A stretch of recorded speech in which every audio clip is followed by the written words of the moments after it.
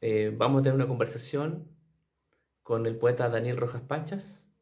Él está representando, ¿cierto?, a la región de Arica Parinacota, en el extremo norte de nuestro país. Estamos esperando que se conecte a esta sesión de live conversaciones semanales que tenemos con poetas chilenos, que le llamamos Geografía Poética del Chile Actual.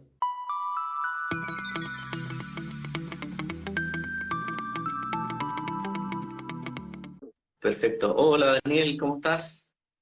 ¿Qué tal? ¿Qué tal? Disculpen, es que estaba en el PC y desde el PC no me dejaba conectarme, por eso Sí, estoy ahora en eso. desde el, claro, el computador no funciona mucho el live, desde el celular nomás.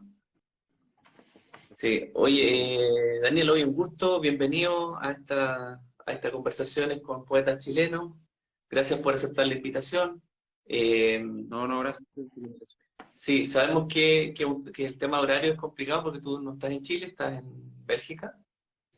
Sí, estoy en Bélgica. Sí, que debe ser bastante tarde, no sé qué hora será allá en Bélgica hasta ahora, unas 2 de la mañana, ¿no? La- las 2 de la mañana. Las 2 de la mañana. Me espera un Sí, segundo, claro. que quedó conectado ya y voy a apagarlo. Dale, dale nomás. Eh, bueno, reitero el agradecimiento por participar y sobre todo por acomodarte al horario de acá de Chile, que es hasta horas de diferencia. Así que gracias por hacer el esfuerzo de todas maneras, estar hasta esta hora para esperar. Sí, Eh, no. Gracias. eso. Nosotros, bueno, te contaba que estamos haciendo este ciclo de entrevistas con poetas de Chile, de distintas regiones, y llegamos a ti como representando, ¿cierto?, a la región de Arica, Parinacota, ¿cierto? Tú estás viendo fuera de Chile ahora, pero ese es tu lugar de origen. Sí, Francisca, ¿puedes hacerme una presentación de Daniel? ¿Tienes algo? Sí, pero podemos contar un poquito sobre Daniel. No sé si nos puedes contar un poquito hace cuánto estás viendo afuera, qué lugar, si eres de Arica, de qué sector de Chile eres originario. Yo crecí, bueno, es complejo porque yo realmente nací en Lima. Mi padre es de Santiago, mi padre es chileno. Yo me mudé a Arica a los 10 años y bueno, estudié allá, formé mi familia, viví pues toda mi adolescencia, gran parte de mi juventud.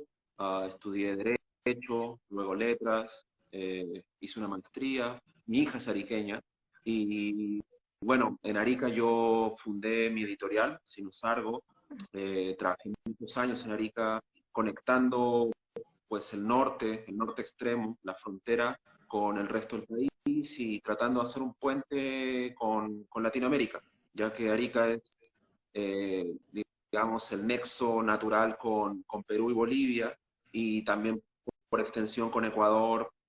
Y yo el año 2016 me mudé a México a vivir. Viví 6 años en México.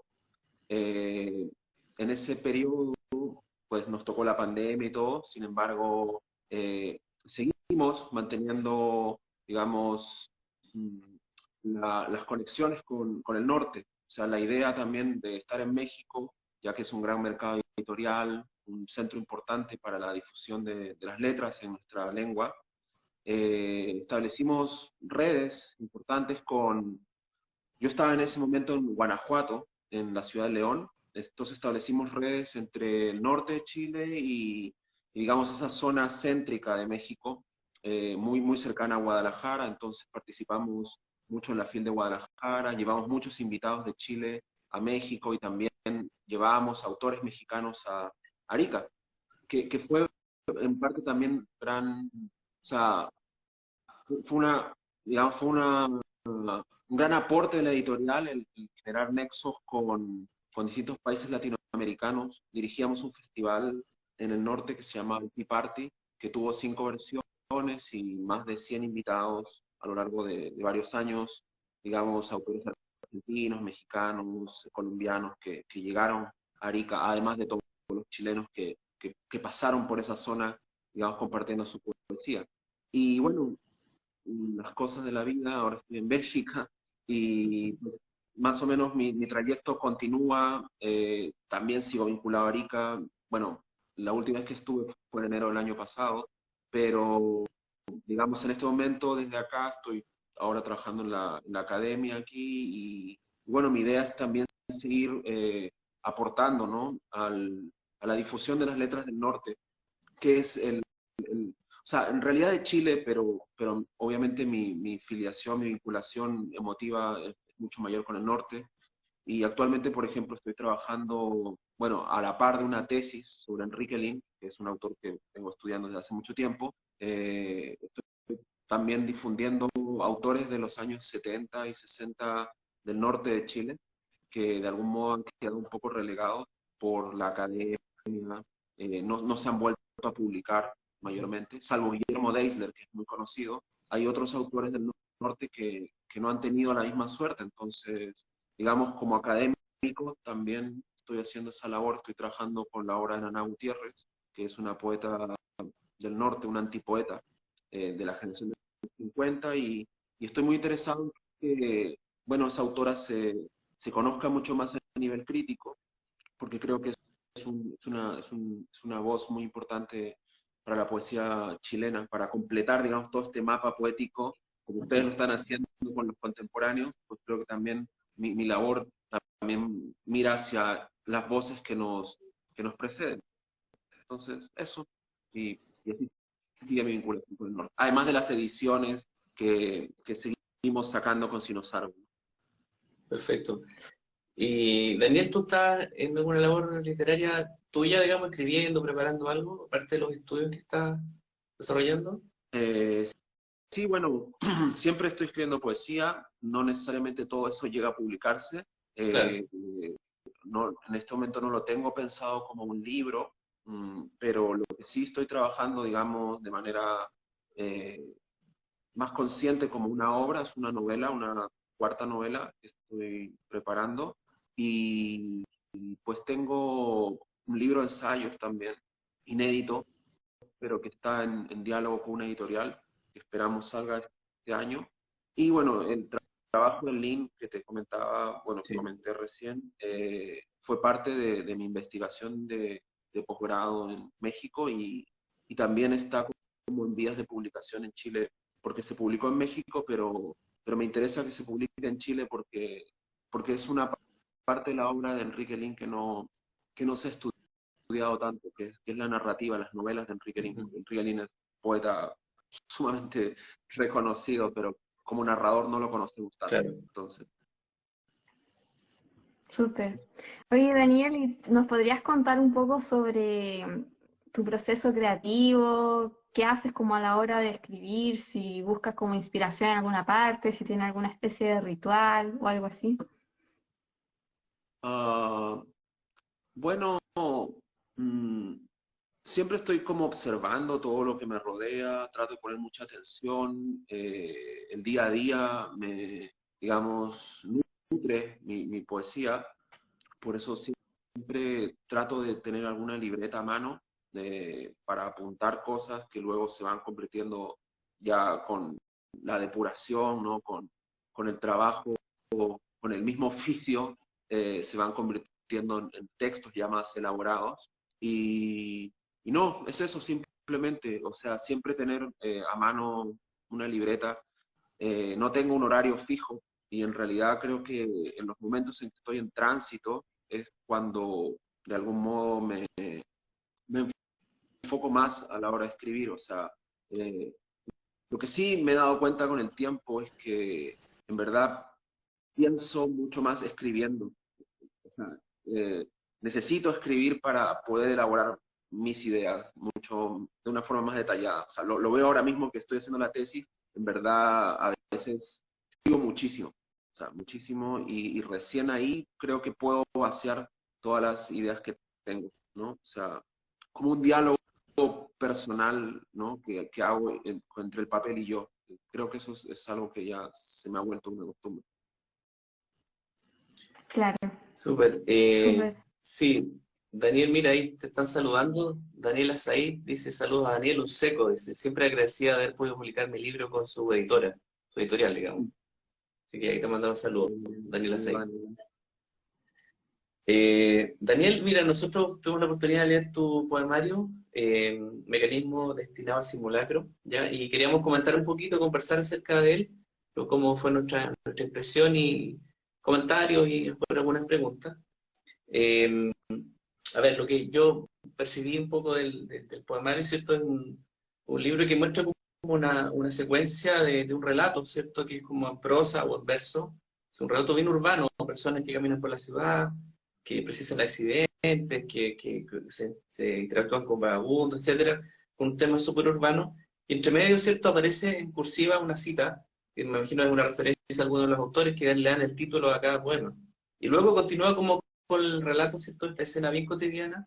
eh, y por lo que pude observar, ¿cierto? El hablante como que ve estas imágenes y pareciera como que se les van entrecruzando. De alguna forma como que le van dejando huellas, o sea, no son indiferentes, pero son imágenes súper cotidianas, pareciera ser como sin sentido, pero en realidad le van dejando algo, digamos, ¿cierto? ¿Cómo, en base a eso, en base a lo que tú pudiste plasmar en este poemario, y rescato un verso, un par de versos que dice, simular una ficción tan solo esconde la escritura bajo la materia, ¿ya? Y justo está en el poema donde le da el título al poemario. ¿Cómo ves tú la visión del poeta, un escritor, respecto a la cotidianeidad? ¿Cómo rescatas tú la cotidianeidad, ¿cierto? Y hacerla trascender, ¿cierto? De alguna forma, que lo cotidiano, que lo urbano, la vida común y corriente, ¿cierto? Tenga un fondo, un trasfondo, que uno pueda rescatar elementos para poder llamar a la reflexión, ¿cierto? A la nostalgia. ¿Cómo te cruzas todas esas imágenes? Sí, yo creo que antes que todo, antes que escritores, somos lectores. Ujú. Entonces, pienso que aciertas en eso. O sea, se conjugan como dos dimensiones de este proceso de lectura que luego se convierte en escritura, ¿no? Por una parte está la lectura de la realidad, de esto cotidiano, mundano, con el que todos nos topamos día a día, al salir a la calle, al interactuar con los demás, cómo interpretamos el mundo. Y por otro lado se cruzan como las lecturas que nos han moldeado, ¿no? Las lecturas afectivas o las voces a las cuales a veces no llegamos de manera directa como lo hacemos cuando nos topamos con alguien en la calle o nos enfrentamos al mundo, sino que lo hacemos a través de los libros. Entonces se conjugan esos dos mundos y como tú dices, o sea, hay una parte que se está como traspasando hacia la ficción que escribe el hablante o que piensa el hablante y otra es como ese diálogo privado que tiene con las voces que de algún modo dan forma a nuestra habla y es ahí que aparecen estos autores, ¿no? Que en realidad son todos autores peruanos Sí, y de algún modo es un poco como, para mí el ejercicio de esta escritura, de este libro, fue volver de algún modo también a un país de origen, eh, que es el país de origen de mi madre también, y con el cual tengo una distancia ya no solo física en este momento, por estar en otro continente, sino también de tiempo, ¿no? O sea, de recrear la memoria, de recrear un lugar que ya no está. Y entonces la manera de acceder probablemente a Perú para mí fue hacerlo a través de todas estas voces, ¿no? Que escribieron también sobre el Perú mucho antes que yo, ¿no? O sea, Luis Hernández, Vallejo, eh, Blanca Varela, no sé, todos los que están ahí nombrados, ¿no? Y entonces, claro, se juntan extractos del pensamiento, de la poética de ellos, con mi propia poética eh, urbana, cotidiana. Y además, bueno, este libro fue escrito en México por un sujeto chileno peruano. Entonces, en realidad es una suma de identidades que están ahí en conflicto, ¿no? O sea, que creo que también son mis propias identidades que están en conflicto y que ahora vuelven a estar en conflicto porque ahora soy un latino en Europa. Entonces es como, es eso, o sea, igual aquí no hablan, o sea, el español aquí es como la cuarta lengua. O sea, antes está el neerlandés, luego el francés y luego el inglés, y ya por ahí el español un poco, ¿no? Entonces, eso también pone en entredicho nuevamente mi percepción del mundo. Entonces, no sé qué va a salir de este como vagabundeo por Europa, pero lo que sí sé es que este libro que ustedes leyeron, y que agradezco que lo hayan hecho, fue parte, digamos, de ese viaje que fue México para mí, ¿no?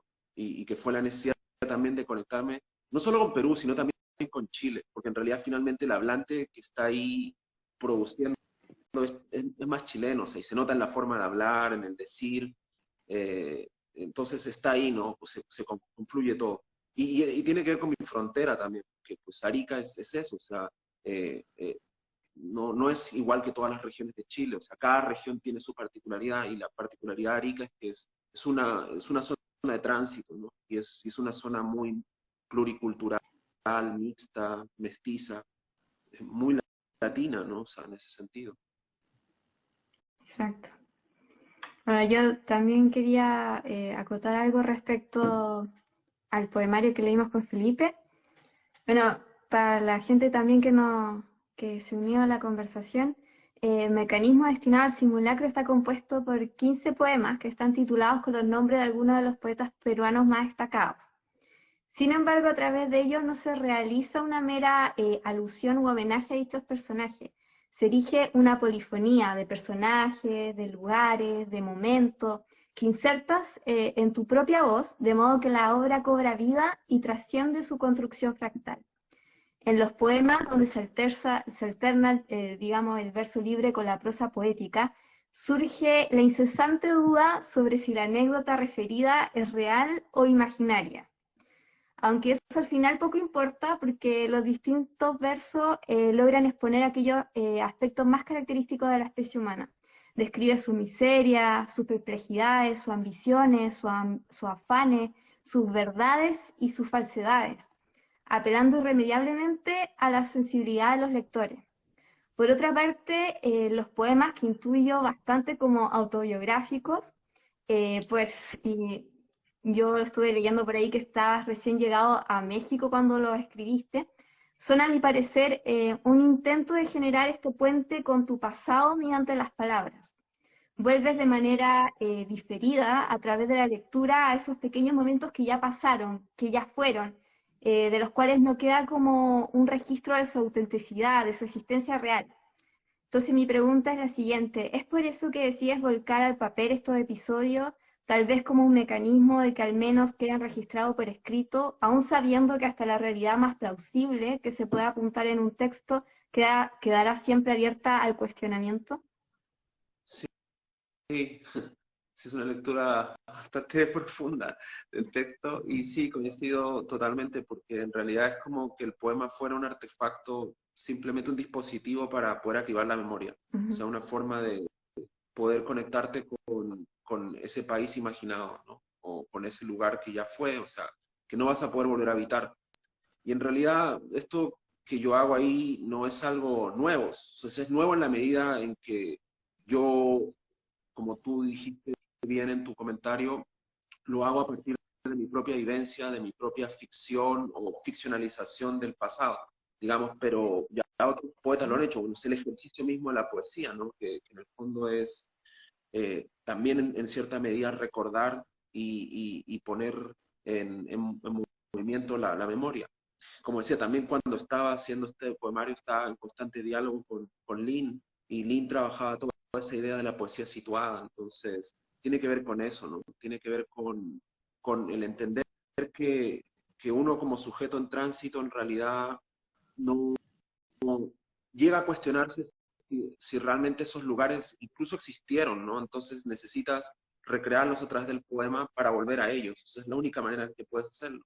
Y, y bueno, y en ese momento también, bueno, yo tengo una hija ya de 16 años, pero digamos, todo ese periodo en México también fue el periodo de ella, de casi su primera adolescencia, entonces también hay mucho de eso, ¿no? Muchos diálogos con mi hija que están presentes ahí y que también se van virtiendo en el poema, ¿no? Entonces no son solo mis experiencias, sino también yo viendo a otra persona crecer en un proceso similar al que me tocó vivir a mí, ¿no? O sea, de mudarme tempranamente a otro país, o sea, que me fui de Perú a los 8 o 9 años a Chile. Mi hija se fue de Chile a México más o menos también de la misma edad, entonces fue también ver de forma diferida ese proceso en ella y bueno, eso también está ahí, ¿no? Eso es un diálogo también con, digamos, mi mirada como padre de su niñez, y que es algo que ya no está, y que también genera nostalgia. Entonces sí hay mucha nostalgia en ese texto, ¿sabes? Y una necesidad de aferrarse también al tiempo que se va. Claro, entiendo. Sí, Súper. súper. Daniel, bueno, nosotros dentro de esta conversación damos un espacio para que cada poeta pueda de alguna forma leer algún poema o algún par de poemas, si no sé si tienes algo a mano por ahí, de este Sí, poemario o de otro, no hay problema, para que nos puedas compartir de tu propia voz alguno que tú escojas. claro. Sí, perfecto. Voy a hacer el ejercicio de agarrar el libro. Está un poquito complejo, pero sí.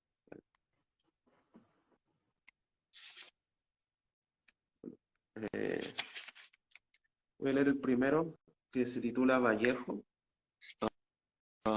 que tiene un epígrafe que dice: la actual generación de América no anda menos extraviada que las anteriores. La actual generación de América es tan retórica y falta de honestidad espiritual como las anteriores generaciones de la que ella reniega.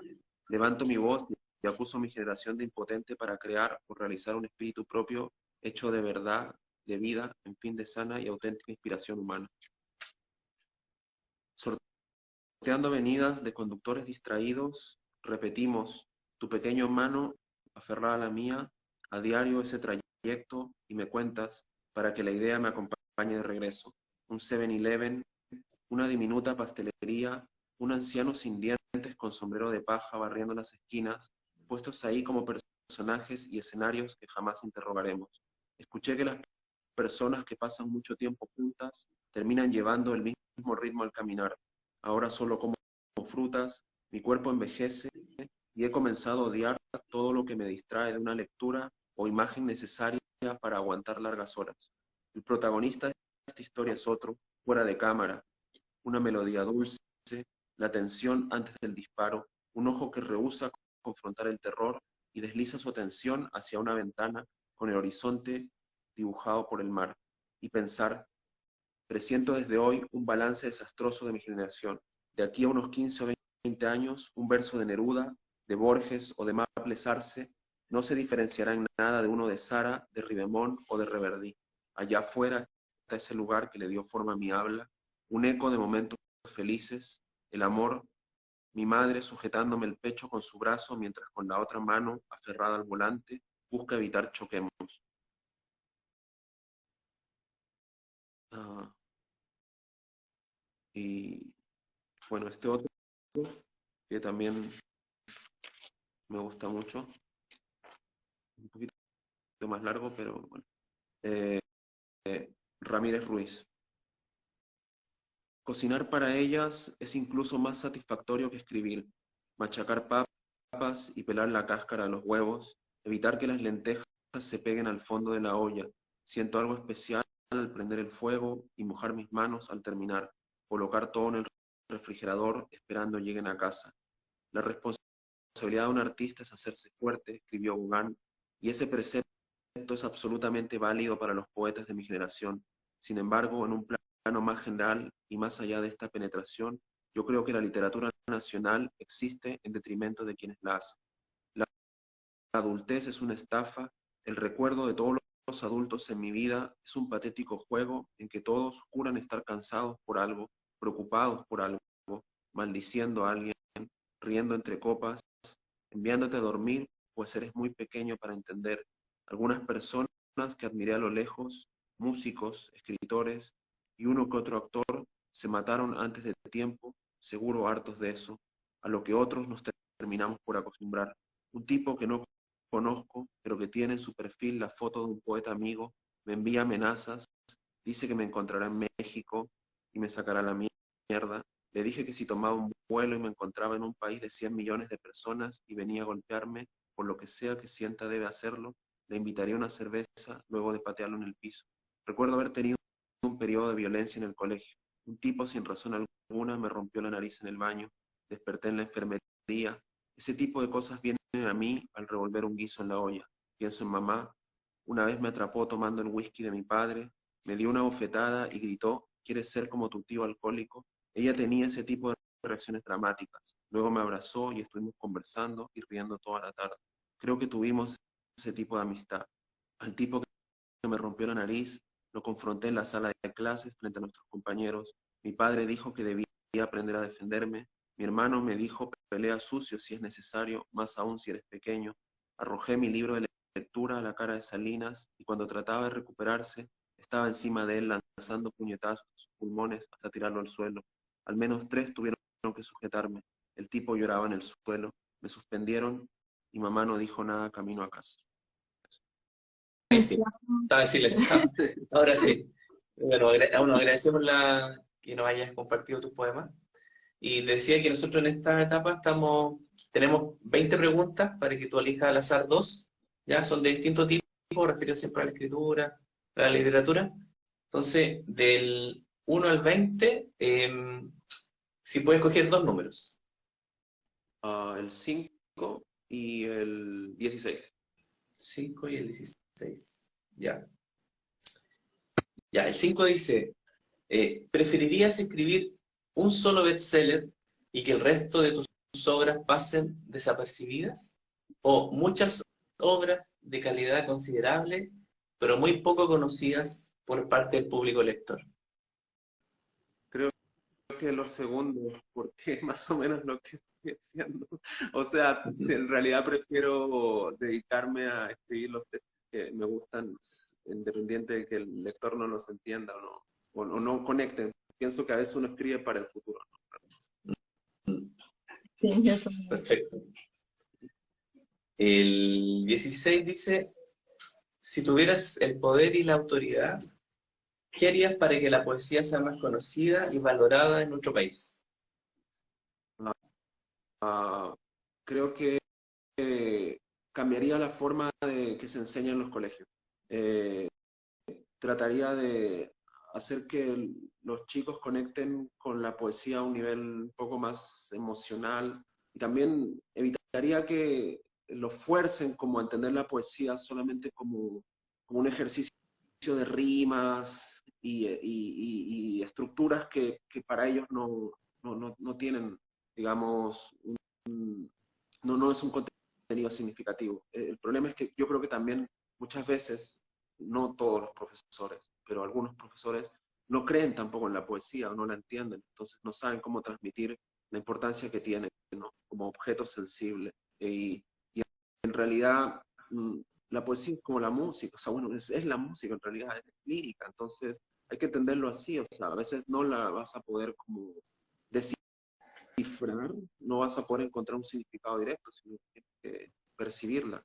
Y creo que eso es lo que trataría de hacer. Es complejo, pero supongo que a veces ni siquiera se necesita tanta autoridad, sino más bien voluntad. O sea, porque en realidad no hay que ser ministro de educación para cambiar eso. O sea, solamente hay que ser como un profesor que tenga un poco más de pasión por lo que está enseñando. Nada más. Súper. Tenemos otra dinámica aquí en nuestras conversaciones en la que el poeta de la sesión anterior te deja una pregunta a ti. En este caso, el poeta fue Juan Wenwen y te dejó la siguiente pregunta. Tu opinión respecto a las estructuras clásicas de la poesía. Ah, igual creo que son importantes, o sea, evidentemente, o sea, para cualquier escritor, ¿no? O sea, hay que conocerlas, porque de algún modo sobre esas bases trabajamos también, o sea, no es como llegar y decir, bueno, yo escribo poesía y escribo un verso libre, no me interesa conocer la estructura del soneto o muchas otras estructuras que hay, ¿no? Eh, Porque en realidad, o sea, es lo mismo que pasa con, por ejemplo, ah, la pintura, o sea, cuando uno llega a la abstracción, primero tienes que conocer de algún modo la técnica, o sea, la forma en que tú vas a descomponer la realidad para poder hacerlo. Entonces, es lo mismo, si hay gente que piensa que tirando rayas va a ser Pollock o haciendo ciertas formas geométricas es cubista y es Picasso, y en realidad no es así, o sea, porque ellos partieron evidentemente pintando de forma realista, es cosa de ver sus inicios, o sea, necesitas conocer la técnica y los procesos para poder llegar a la otra etapa, ¿no? Y eso solo te lo da la lectura y el ejercicio, entonces sí, es fácil. Ahora, esto obviamente quizás se contradice con lo que dije recién de cómo enseñarla, pero es que es cierto, o sea, también hay un nivel en que hay personas que probablemente no van a llegar a la poesía como lo hacemos quizás nosotros que trabajamos con ella, ¿no? Entonces, primero hay que aprender a amar o percibir de forma sensible el objeto y ya luego puedes pasar a estas otras etapas ya más profundas, ¿no? Del análisis. Pero para uno que sí trabaja con la poesía es esencial. Súper. Y así como te dejaron esta pregunta a ti, ¿tú qué pregunta le quieres dejar al poeta que sigue? Ah, uy. Eh, bueno, mm,